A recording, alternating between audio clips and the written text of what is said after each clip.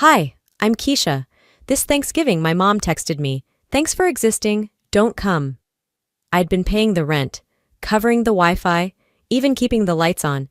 But in their story, I was just squatting, just there. Then I found fake leases in my name, a stolen credit line from when I was 17, a scholarship I never even knew I lost, because they made sure I stayed close, useful, silent. What kind of family does that? And if they could lie that easily, what else were they hiding? Thanksgiving morning arrived with the kind of gray sky that felt like a held breath, overcast, wet, still. I had just finished brewing coffee, the kitchen filled with the quiet hiss of the machine, when my phone buzzed on the counter. The screen lit up. Mom.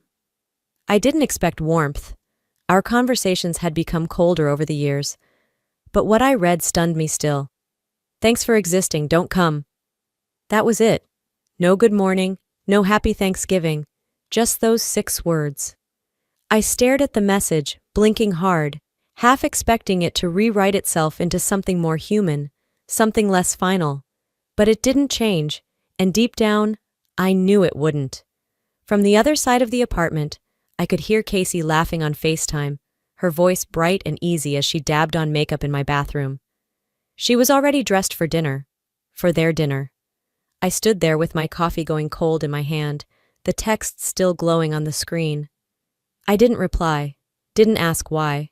I just swallowed it, like I had every other subtle rejection before it. This wasn't the first time I'd been left out, but it was the first time it came wrapped in a thank you card soaked in venom. 2 days earlier, while I was folding laundry, Casey had dropped a little truth bomb like it was nothing. "Oh, by the way," she'd said while checking her reflection, "I told Mom you're just kind of staying here for now, since your name's not on the lease." I remember pausing, towel in hand. "What?" She didn't even flinch. "It's not a big deal. Just makes it easier, you know. They don't need to think you're like, freeloading off me or something." "But I'm paying the rent," I said, voice flat. "Yeah," she shrugged. "Still, it's just easier this way." She said it like she was doing me a favor, like erasing me was somehow a kindness. It had been over a year since Casey moved in, promising it was just for a month or two while she figured things out. I picked up the slack, rent, groceries, electricity. I gave up my gym membership, cut back on takeout, skipped vacations, and in return, I became a background character in my own life. Growing up, it had always been like this. Casey, the golden child, the chaotic artist who just needed a little extra support. Me, the quiet one who held it together. Birthdays were forgotten, school achievements overlooked, unless they made Casey look good by association. Once, in middle school, I won a local writing contest. Mom threw the certificate in the trash because she thought it was just a flyer. But when Casey got an honorable mention in a sketch competition, we went out for ice cream and Mom told the waiter like it was national news. Some patterns run so deep you stop noticing the cut. By noon, Casey had left for the family dinner. No hug, no acknowledgement of what day it was. She'd tossed on her scarf, kissed the mirror, and vanished. Her absence made the apartment quieter than usual, but not in a peaceful way. It felt hollow, like someone had taken the air with them.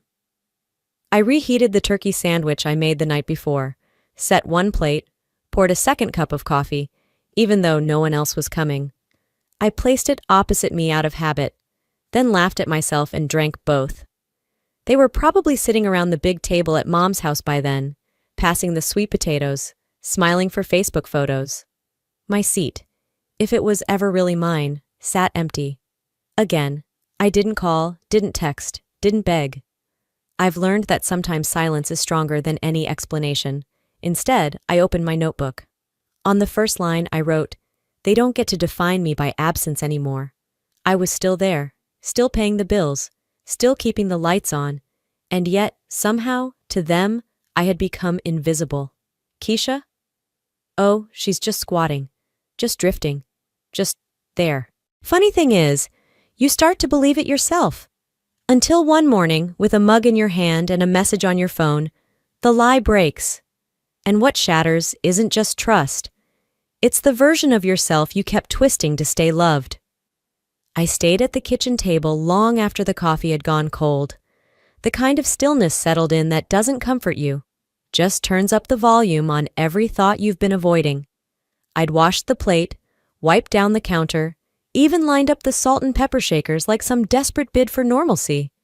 But nothing touched the weight sitting in my chest. I kept staring at the phone screen. The message still glared back at me, sharp and unblinking. No follow-up, no explanation, just the digital equivalent of a door closing in your face. "Hey, Casey said you'd be busy. We'll catch up another time, okay?" It was the smiley face that did it, that smug little curve at the end of a sentence built to dismiss, a full stop disguised as friendliness. It confirmed something I'd been sidestepping for a long time, years maybe, a nagging sense that something wasn't right, not just this year, not just this holiday, but something deeper, something rotten under the floorboards of our family dynamic. I didn't want to believe it, but here it was, simple, casual, neatly phrased. By early afternoon, the clouds had folded over the city, dimming everything into a dull gray. The apartment was silent again.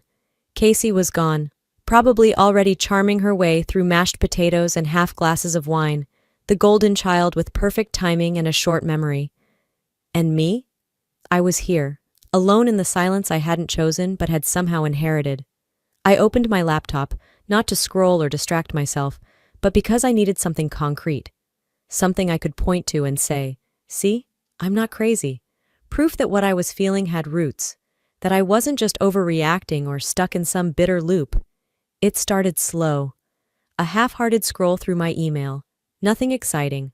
Overdue notices, sale announcements, automated reminders from apps I barely used. Then, tucked between a PayPal receipt and a Spotify promo, I saw it. A Venmo notification I didn't recognize. $45 to K.Todd. Memo, groceries for us. That's what it said, emojis and all. But I don't use emojis like that, not when money's involved, and I definitely didn't send it. I opened the Venmo app and scrolled through the history. More transactions popped up, not from me, these were from my mother's account. A trail of payments, each tagged with chirpy memos and emoji hearts, payments I'd never heard about, never seen mentioned. $80, gas and Wi-Fi, $32, split the Uber, and they all went to the same recipient, K.Todd. The name itched at the back of my mind, familiar in a way that made my stomach clench. I tapped on the profile. No photo, just a blank face and a username I couldn't ignore. K.Todd, Todd. Todd was Casey's ex, the same guy who ghosted her a decade ago after stringing her along for 2 years. He'd vanished, at least that's what we were told. But his name had never fully disappeared. Every once in a while it would pop up again in odd places, as a saved password hint, as a leftover profile on our shared Hulu account. It became a running joke. Todd, the digital ghost. But it wasn't funny anymore, because Casey had used that name before, when she didn't want things traced back to her. And now, here it was again, attached to our mother's money. And I was supposed to believe this was all just coincidence? No way. A new clarity hit me, sharp and unwanted. 2 months ago, Casey hadn't asked me to spot her rent like she usually did. No desperate texts, no explanations. I'd assumed she got a freelance gig. She said she did. I was even proud of her, believing she was finally standing on her own. But I knew better now. She didn't need help that month, because she already had it, from Mom. Funneled through a name that didn't belong to either of them. A system built on omission and old tricks. And I was the idiot holding the safety net. I logged into my bank account, heart thudding, scanned the history. The rent I paid landed on the 2nd of the month. The transfer from Mom to K.Todd, the first. Not a coincidence. Not even close. It was a cover. I leaned back from the screen, blood buzzing in my ears. This wasn't an oversight. This wasn't a misunderstanding or a missed conversation. This was a structure. One where Casey played the helpless artist, charming and full of stories, and I, steady, responsible, carried the weight without question. I was the backup generator they never acknowledged, just running in the background, quietly keeping the lights on. And now, I wasn't just excluded from Thanksgiving dinner. I was being phased out of the truth entirely. The part that hurt the most wasn't the money. It was how easy it was for them, how naturally they edited me out. As if I took up space they'd rather save for someone more palatable. I started printing. Every statement, every receipt. I took screenshots, created folders, named them with clinical precision. Rent transfers, cross-check, Venmo history, mom to K.Todd, Casey payment overlap. My hands didn't tremble. I wasn't panicking. I was archiving. I didn't know what I was going to do with it yet. Maybe nothing, maybe everything, but I needed the record. I needed to see it in black and white, to confirm that the ache in my gut had a name. Somewhere around the fourth printout, I whispered something I hadn't even realized I was thinking. If they want to pretend I don't exist, let's see what else they've erased. I paused. The room felt colder, the air heavier. I glanced back at the screen, clicked through old folders, backups from years ago, files I hadn't opened since college. Somewhere deep in the labyrinth of outdated hard drive copies, I saw a PDF I didn't recognize. First credit line, 2009.pdf. That's when I found it. And I knew I wasn't done digging, not by a long shot. By the time sunlight finally broke through the blinds the next morning, the kitchen table looked nothing like the quiet, harmless space it used to be. It had transformed into something between a war zone and an archive.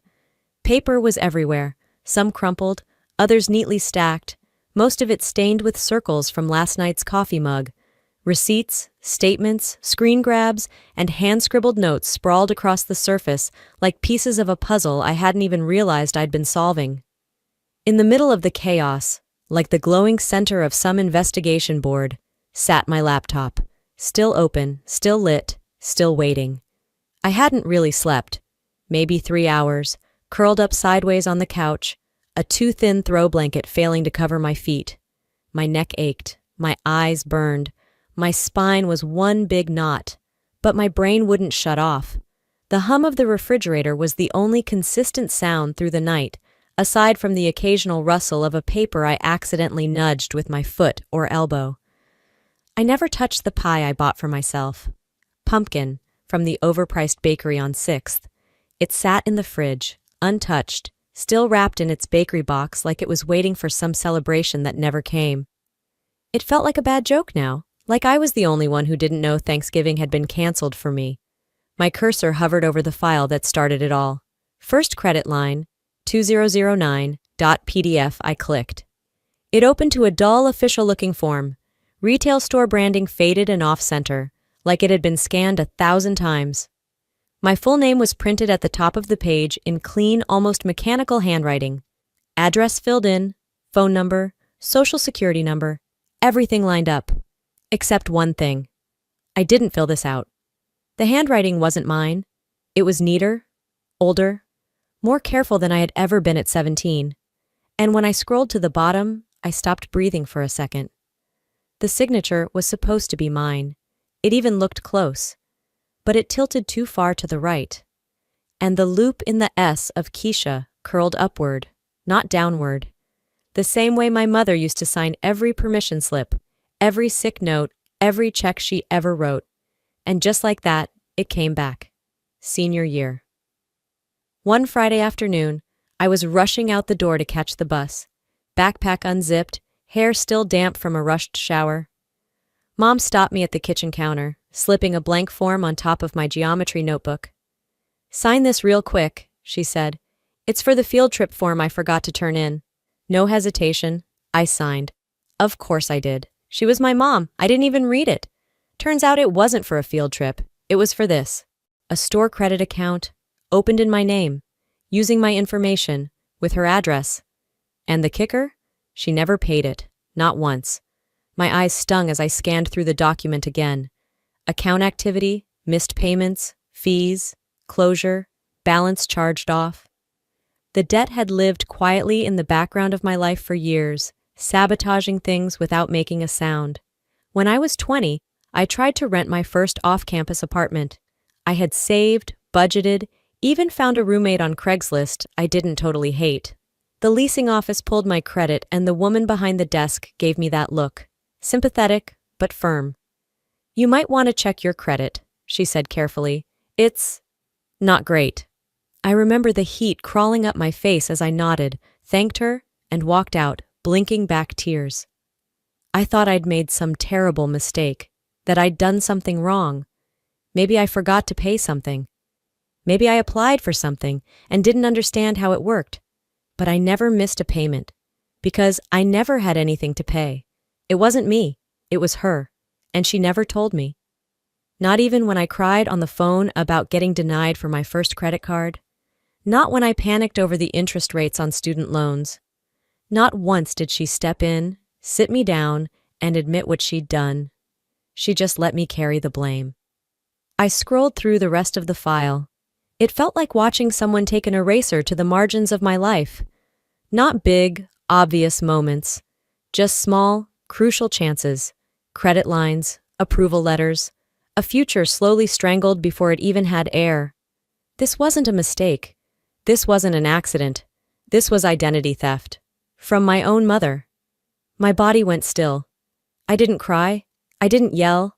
I sat with my arms wrapped around myself like I had to physically keep my ribcage from caving in.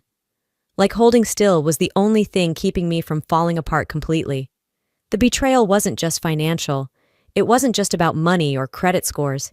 It was about opportunity, about what she took from me before I even had a chance to defend it. Years of confusion, self-blame, missed milestones, all of it traced back to a single forged signature. I thought about every no I'd ever gotten that didn't make sense, every job that wanted a credit check, every bank that rejected my application, every landlord who smiled and said, "Sorry, nothing we can do." And I thought it was my fault. It was never my fault. It was her. That morning, something in me changed. The grief hardened into something sharper. I wasn't just sad anymore. I was focused. I wasn't crying. I was cataloging. I pulled up everything I could. Emails, PDFs, screenshots, bank letters. I started connecting dots, tracing timelines, finding patterns. I created folders with names like 2009 fraud, credit trail mom, suspicious transfers. I wasn't just surviving now. I was investigating. Because if she did this once, what else had she done? How far did it go? I opened a folder I had saved for tax season, something boring I hadn't looked at in over a year. It was labeled Housing Docs 2021, just a backup in case I ever needed to reprint my lease agreement. I clicked it open, expecting utility bills or scanned copies of my rental history. Instead, I found a PDF, a lease agreement, my apartment, my address, but the leaseholder? Casey, not me. Her name was on the lease. She'd been living here too, sure, but the primary tenant was her. I felt the ground tilt. If my name wasn't even on the lease, what else had they done behind my back? What else had they taken?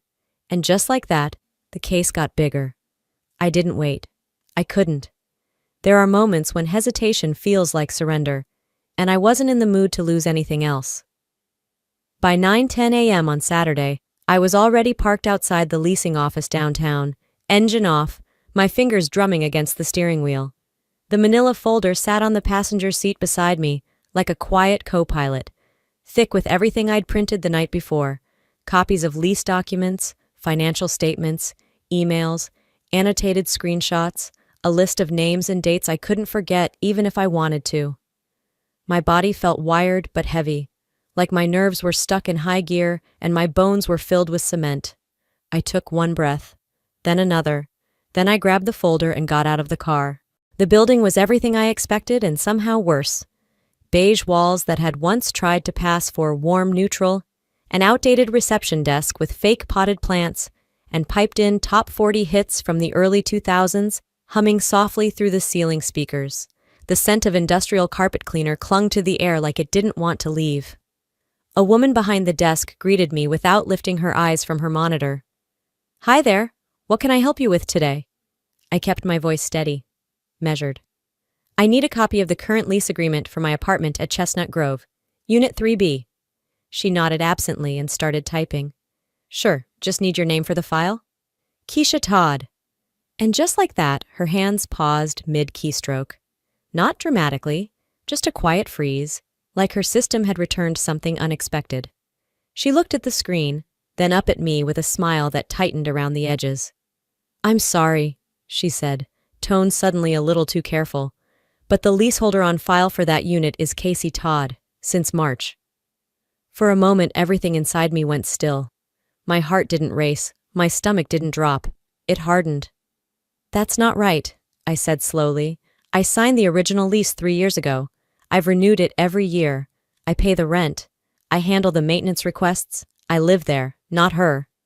The woman glanced toward a door down the hallway. Would you like to speak with the property manager? 5 minutes later, I was seated across from a man named Greg, mid-30s if that, the kind of guy who wore a blazer to look older, but still gave off the vibe of someone who coached JV soccer on weekends. He offered a practiced smile and printed a thick packet from the desktop behind his desk. Let's see what we've got, he said, flipping through the pages. Original lease, signed in August 2020. You're listed as primary, yes. But the most recent renewal in March of this year, that was submitted under Casey Todd's name. He slid the packet toward me. I opened it. Page by page, it was like watching myself be erased. There on page 2, my name, printed and then crossed out in black ink. Below it, Casey's name, written in bubbly cursive like a teenager signing a yearbook. And then, stapled to the last page, a notarized affidavit. From my mother. Confirming Casey as the rightful leaseholder and resident, citing mail routing complications and shared familial access. I stared at the signature, her loopy handwriting unmistakable. Notarized and stamped, dated 3 days after I left town for work in February. She said she'd drop off the renewal for me, I murmured, more to myself than anyone else. Said she'd make sure it got there while I was in Dayton. Greg raised his eyebrows. You didn't deliver it personally? No, I was at a hospital training for work. 4 days. She said she'd handle it. My voice sounded flat, unfamiliar. The envelope was sealed, labeled. I left it on the table. They must have swapped it, altered it, replaced it with this. I handed it over willingly. They didn't steal it. I gave them the opportunity, and they took it. Greg leaned forward slightly, brow furrowed. So, to be clear, you never signed this renewal? No, I said. I didn't even see that version of the lease until right now.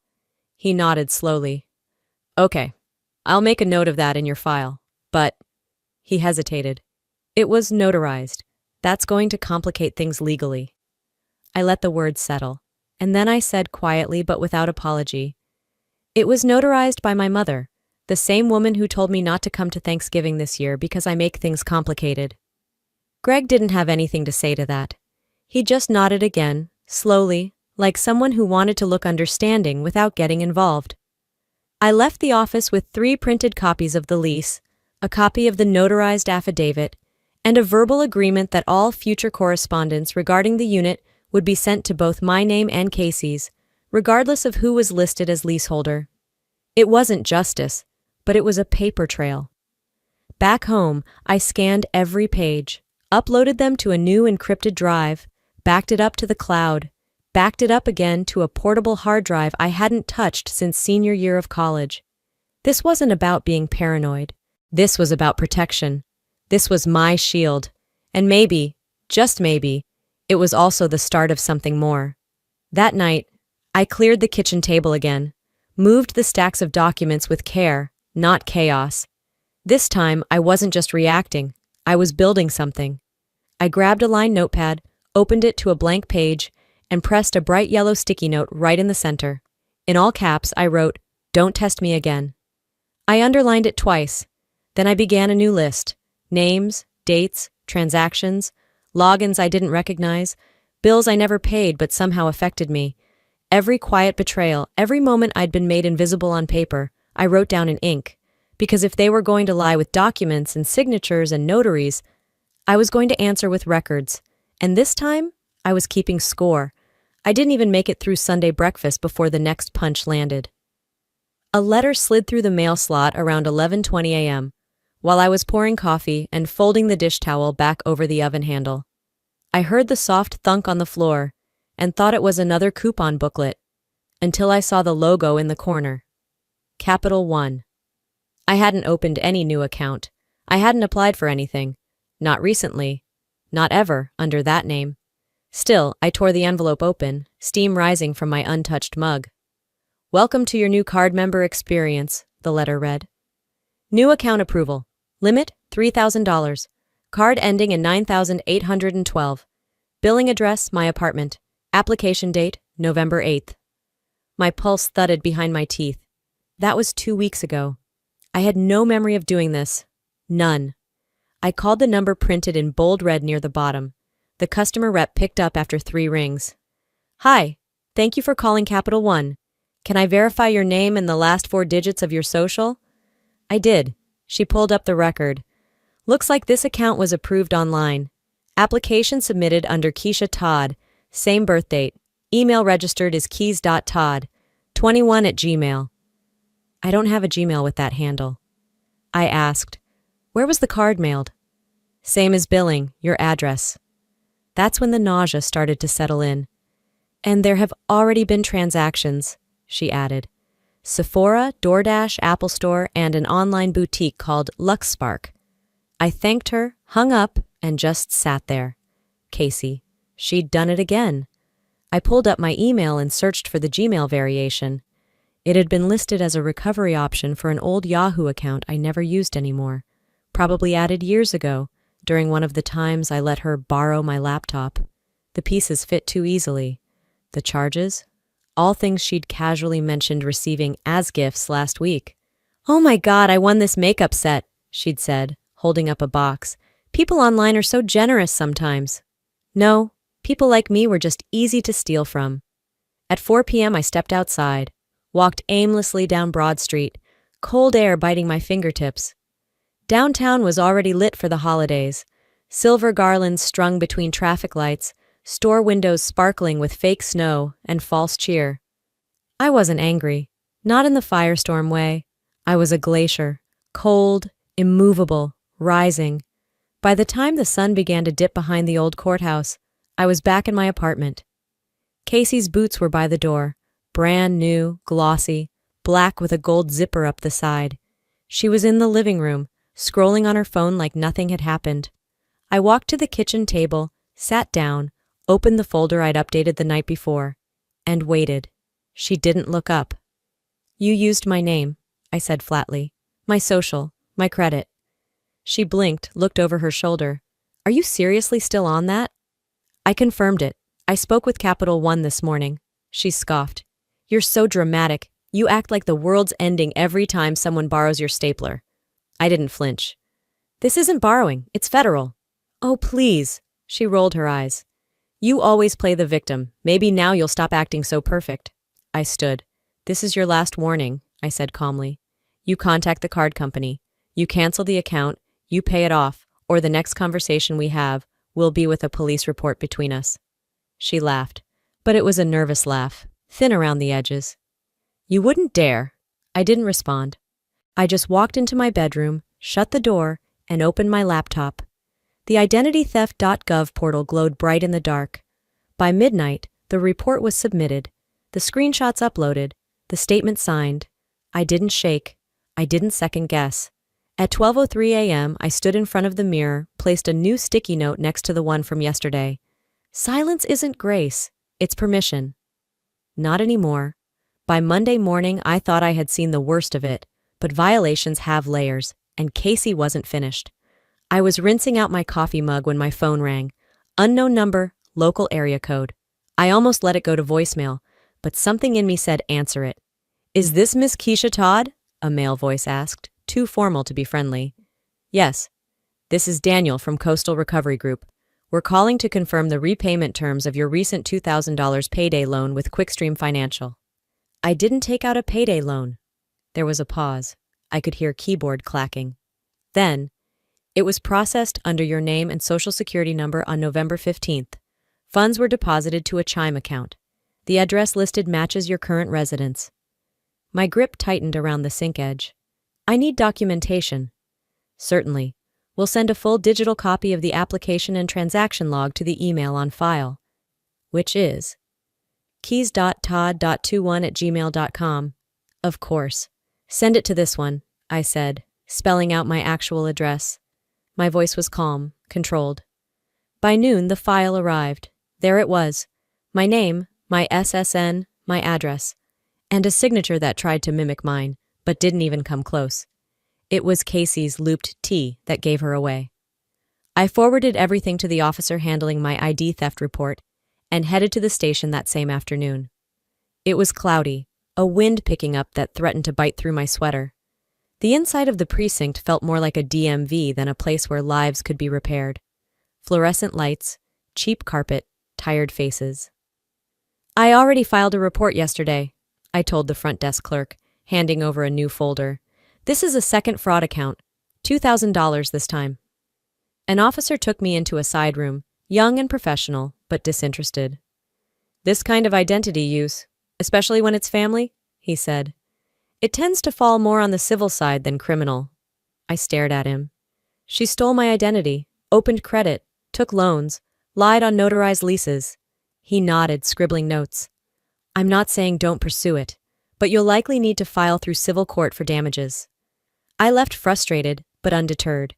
She wanted me quiet. She wanted me tired, but I wasn't either anymore. That evening, I was archiving files when someone knocked on my door. I wasn't expecting anyone. Through the peephole, Jace, Casey's ex-boyfriend. He looked older than I remembered. Gaunter, the kind of tired you earn over time. I opened the door. "Hey," he said, rubbing the back of his neck. "Sorry to just show up. You got a second?" I stepped aside. "Yeah, come in." We sat across from each other, tension filling the space between us. He pulled out his phone. "I think she's still using my mom's info. I found this. An email from a few months ago. Said she was pregnant. Claimed she was in danger. Said you were her emergency contact." I blinked. "What?" He turned the screen toward me. It was Casey's writing. Dramatic, urgent, full of lies. "She got my mom to send her $1,500, Jace said quietly. "I just found out today. Thought maybe I should ask if any of it was real." I walked to the table, brought back my folder, opened it, laid it down between us. We sat in silence. "She played me," he said after a while. I nodded. "Imagine living with her." His eyes softened, pained. "If this goes legal, I'll testify, whatever you need." That night after he left, I recorded a voice note. "This is for court, for a lawyer, for truth." I labeled the files. Witness_audio1.wav, loan_doc2.pdf, fraud, _case, _master.zip. It wasn't about surviving anymore. It was about naming every crack. And who put it there? I was mid-click, dragging the next set of files into a folder when my phone lit up. "Mom." I froze, then answered. "What the hell are you doing, Keisha?" Her voice hissed. "You're dragging this family through the mud." "Why are you doing this to your own family?" She spat through the phone, like I'd personally walked into the living room and set fire to the couch. I kept my voice level. "You mean reporting a felony?" "You know Casey's been having a hard time. She's your sister. She just needs support." "She's not struggling," I said. "She's stealing, and you've been helping her do it." There was a pause on the other end, long enough for me to hear the click of her lips pressing shut. Then her tone changed, sweet but sharp, the kind of voice she used when company was over. "We're just worried about you, Keisha. You've been so distant lately, obsessing." Obsessing. That word sat in my stomach like spoiled food. I hung up without another word. Later that morning, I got an email from Jace. Subject line: "You're not going to believe this one." Inside was a forwarded message originally sent to one of his exes, a woman named Natalia, who had once met Casey briefly at a cookout. The message was written in my name. "Keisha here. Sorry for the out-of-the-blue note. I wouldn't ask unless it was serious. I'm in the hospital. We thought it was food poisoning, but they're saying it could be something worse." It went on like a screenplay. Medical bills, emergency contact issues, no phone. "If you can spare anything, please Venmo to AK Todd or reply here." The writing had all of Casey's drama and none of my vocabulary. My middle name was spelled wrong, but it had my name, my voice, my tone, badly mimicked. It was the last push I needed. I scheduled a meeting with an attorney that same afternoon. The law office was a quiet unit tucked between a nail salon and a tax prep franchise. The carpet was brown. The receptionist didn't smile much. But when the lawyer saw my file, both the physical one in a zippered binder and the USB stick I slid across the desk, he sat up straighter. "You documented everything," he said. "I had to. No one ever believed me." He clicked through, eyes darting faster with each folder. This isn't just theft, this is sustained fraud across multiple digital identities, accounts, and physical signatures. You've got third-party confirmation and digital proof. He looked up. We can file civil and criminal. I nodded. Make it public. The complaint was submitted by 3:47 p.m. At 4:18 p.m., my phone buzzed with a family group text. Mom, Darlene, some people would rather ruin Thanksgiving than be grateful for family. Aunt Gloria, is this about Keisha suing y'all? Casey, you always needed control, Keisha. You made me do this. I didn't reply. I opened my calendar and scheduled something I hadn't touched in 6 years. Therapy, 6:30 p.m., first session. A woman named Lisa with soft eyes and a direct voice. That night I went down my checklist again. Passwords changed, credit frozen, alerts set, all the essentials. Done. At 9:03 p.m. a voicemail landed. I played it once. Casey sobbing, screaming, accusing. You've always hated me. You're trying to destroy me.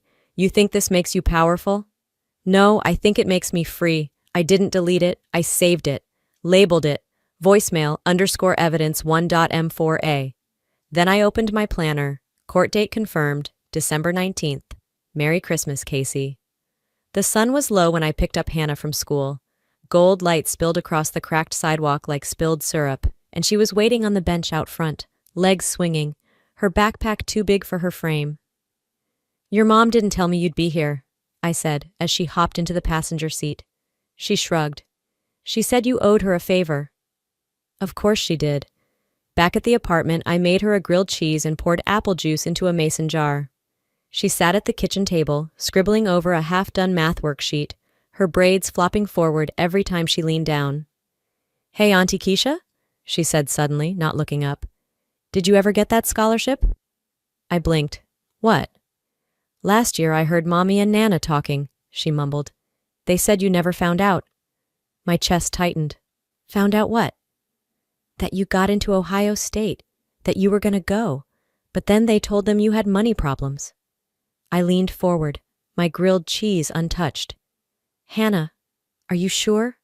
She nodded. Nana said she wrote them.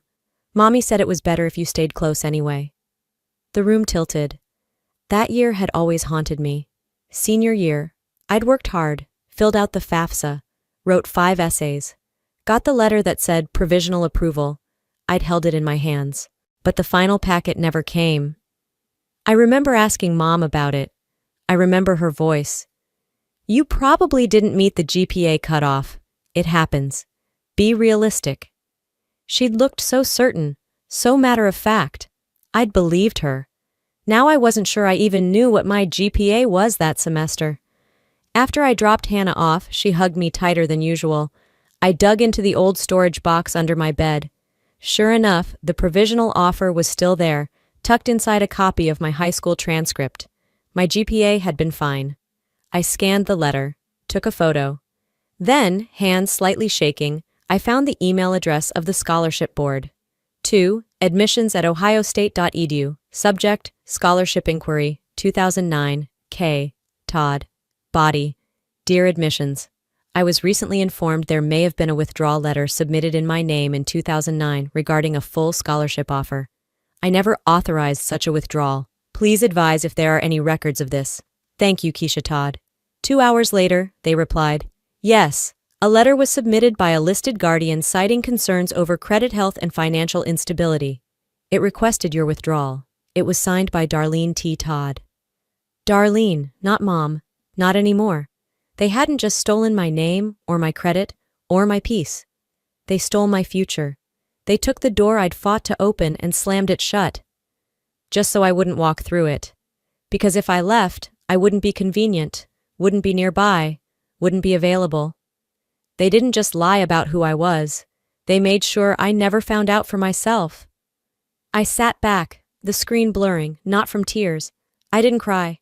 I burned. And beneath that heat, a new kind of clarity. They hadn't failed me. They had sabotaged me. And now they'd face me.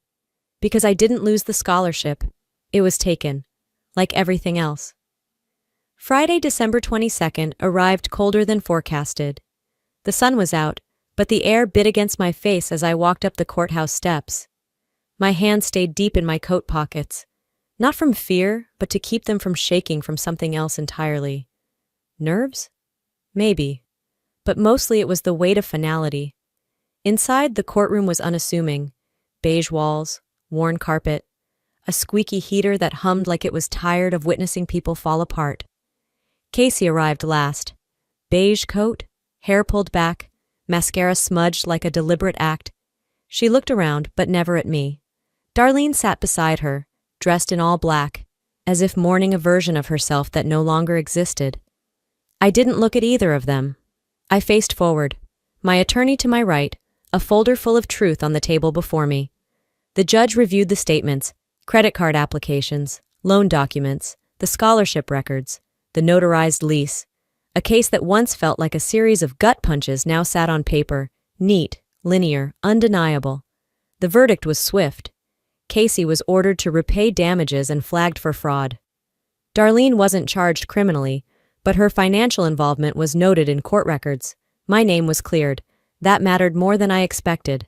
Outside, the air felt different. Not warmer, just lighter. Casey brushed past me without a glance. Darlene paused for half a second. "This didn't have to happen," she muttered almost to herself. "It already did," I said quietly. I just finally stopped pretending. I walked away before she could respond. For once, it was me turning my back. Not in anger, but in decision. That evening, back at my apartment, the silence felt earned. I poured a glass of wine, turned off my phone, and curled up on the couch without needing a distraction. Around 9:15, something slid under my door. No knock, no voice. A plain white envelope. Inside was a photo, me, 17, holding baby Hannah under a plastic Christmas tree. On the back, in looping handwriting that was unmistakably Hannah's, it read, "I'm sorry for how my mom treated you. Thank you for always being kind to me. H." My breath caught, not in sadness, in release. I placed the photo in my desk drawer, beside the folder that used to hold my case. There was no victory party, no celebratory text, just quiet. And that was enough. No holiday cards went out for me this year, no calls, no forced dinners. I walked to work that Monday in the cold, scarf tight around my chin. My inbox dinged. An email from Mom. I stared at it, then deleted it without reading, not in anger, in peace. And that's the thing no one prepares you for. Freedom doesn't come with trumpets. It comes with quiet, clean space, blank pages. Some people ask if it was hard cutting off my family. No, what was hard? Was pretending they never cut me first. I used to think speaking up would make me the villain. Now I know, silence only protects the ones who count on your silence. This story wasn't about revenge, it was about restoration. About reclaiming space they said I didn't deserve. About saying finally, I exist and that's enough. So if you're watching this and something inside you is nodding quietly, maybe you know how it feels to be erased. To be the peacemaker, the forgiver, the one who always folds so the table stays whole. You deserve to be heard without earning it through pain. No one talks about how healing isn't loud. Sometimes it's a quiet walk to the mailbox without dread, or deleting the text you don't owe a reply to, or waking up and not waiting for chaos. So now I'm asking you, have you ever had to cut off someone you love just to save yourself? Did this story remind you of something buried you've never said out loud? Drop a 1 in the comments if it did, or tell me where you're watching from. If this hit home, I want to hear your story too. And if it didn't land with you, that's okay. Tell me why. It matters that we talk about what's hard to say. And hey, if you're still here and this story made you feel anything, tap that subscribe button. There's more to come, more truths, more stories, more people choosing themselves. Because surviving is quiet, but healing makes noise.